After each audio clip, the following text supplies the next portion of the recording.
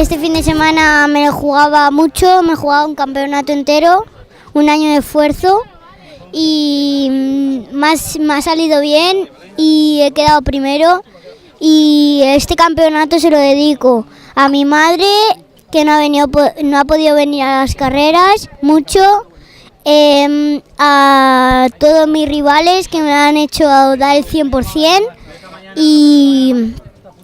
y a mi padre, que me ha hecho de mecánico. Este fin de semana me ha ido muy bien. En los cronos, en el primer crono he quedado segundo, en el segundo crono he quedado tercero y en la parrilla he salido tercero.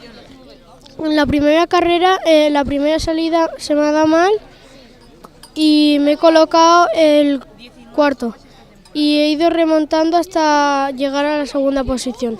En la segunda carrera he salido mejor, me he colocado en tercera posición y he conseguido avanzar, pero luego me han adelantado y al final he quedado cuarto. Y esta carrera se lo dedico a mis padres, que me han ayudado mucho.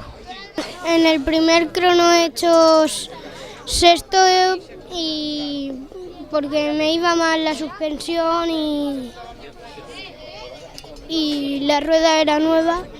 Y en el segundo crono he ido en serio y me he puesto segundo.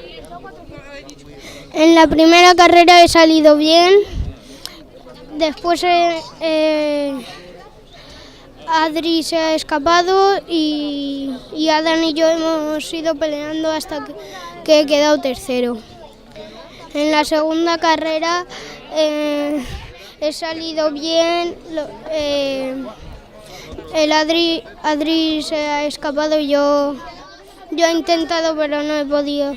Y después pues he ido y el Adam me ha adelantado, yo le he adelantado y al final yo he quedado segundo. Esto se lo dedico a mi padre, que me ha ayudado mucho a arreglarme la moto y a mis patrocinadores.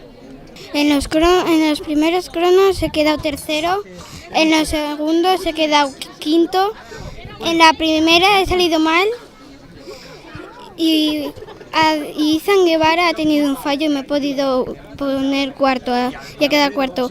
En la segunda carrera he salido bien y me he conseguido poner tercero y he quedado tercero. Y le dedico la carrera